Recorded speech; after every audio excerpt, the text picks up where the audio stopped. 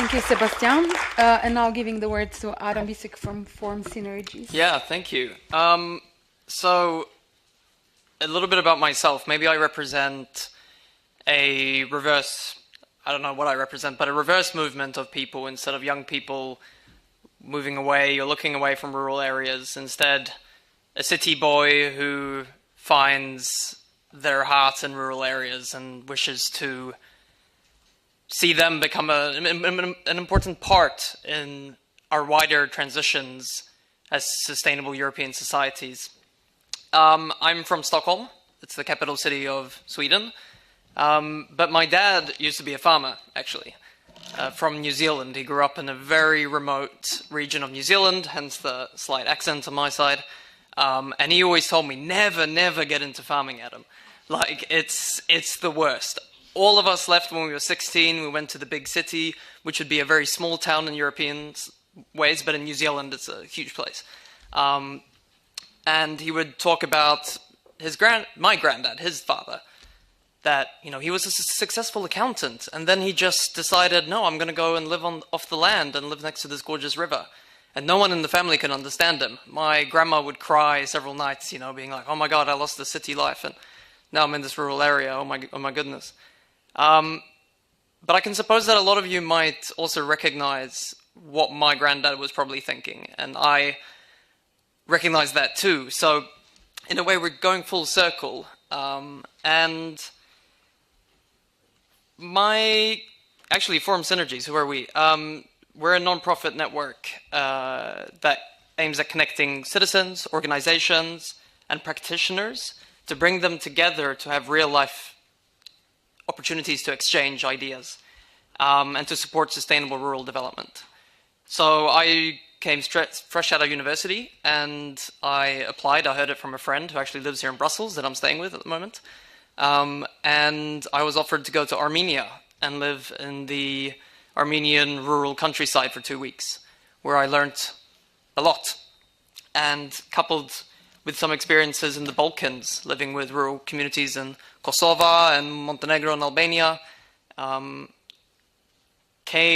led me with some thoughts that I'd like to share, as well from Sweden.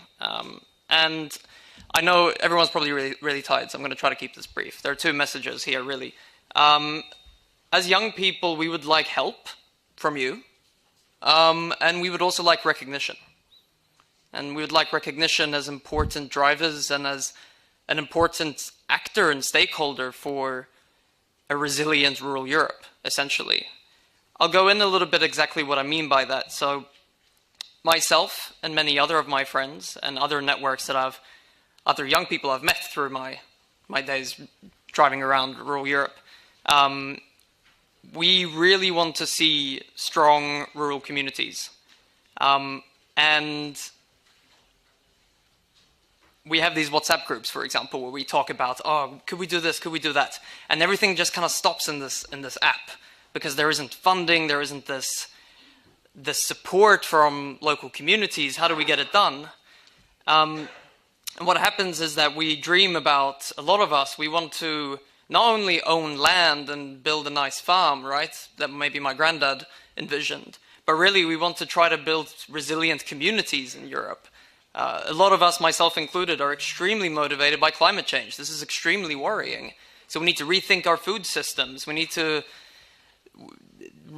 essentially for us, a rural Europe, and a strong rural Europe is the key, essentially, to succeed in these sustainability transitions.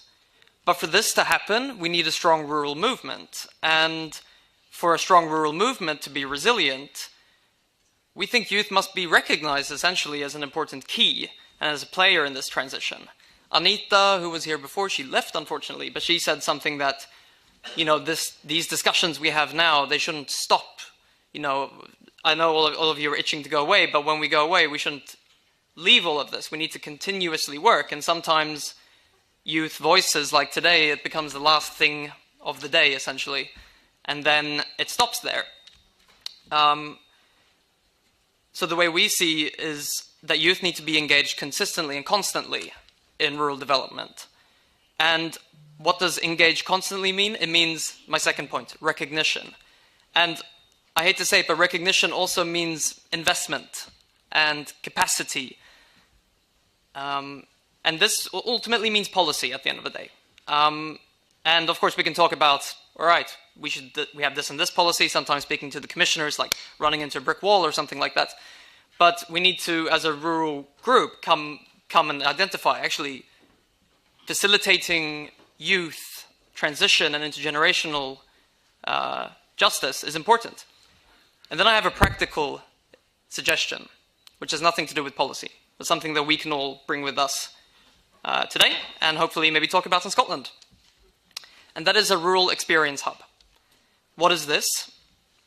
We're not quite sure exactly yet, and we need your help to try to identify, should we say, build upon this. And that is essentially to create a facilitated space for intergenerational collaboration for resilience in rural communities. And we would like your support to create these spaces, not only for us urban people who want to move out to rural communities, but also for existing youth in rural communities. What can we offer in exchange as young people? A willingness to learn from older generations. In order for land to be continued to work and these communities to be prosperous, we need to learn from what was before.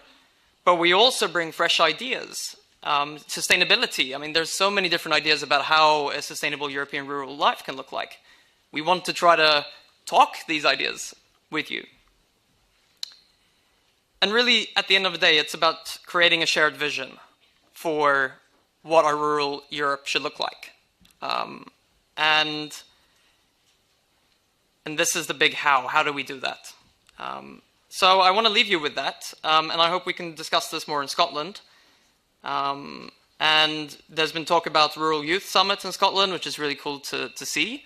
Maybe we can talk about this more. What can we actually do to institutionalize or facilitate youth engagement after, say, an ad hoc meeting in Scotland in this case, but going forward.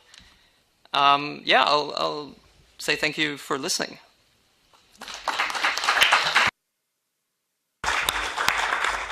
So thank you for your amazing competencies. And Adam, this is very important thing that you just mentioned. Recognition of young people is what makes you feel important, that you belong there. Yeah, if I just can go a bit further for that, thank you, Tom, for that. But we are at the steering group quite old.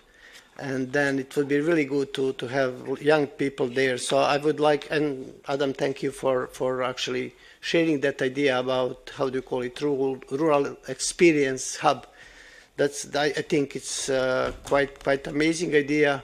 And then basically that you show us recognition, and then thank you for that. We have, I think, some experience that we obviously can share with you. And then if we will not provide recognition to you, we will be really lost. So there is no any other solution for us. So we have to know that. So I would like actually to suggest, if there is other agreement of the other member of the steering group, not to wait for the Scotland, but before the Scotland to have the specific whatever webinar or however to organize it. With that theme about rural experience hubs. So if there is agreement, but I can see there is, shaking heads like this. So probably there is agreement within the European steering group, European Rural Parliament steering group. So let's be in contact and to do that if you are okay with that. Okay, thanks.